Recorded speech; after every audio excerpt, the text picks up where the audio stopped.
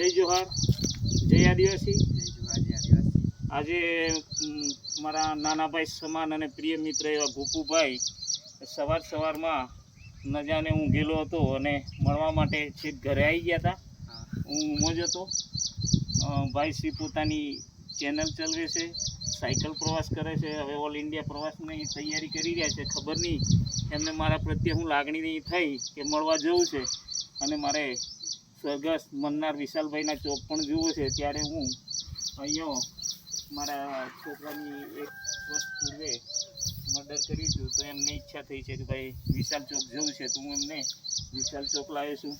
અને ભાઈ શ્રી ગોપુની તમામ તમન્નાઓ મન્નાર વિશાલ પૂર્ણ કરે, પ્રકૃતિ એમને સતત આશીર્વાદ આપતા રહે અને કારકિર્દી લાંબી બને એ જ આશીર્વાદ આપું છું। એનાથી વિશેષ તો છે નહીં।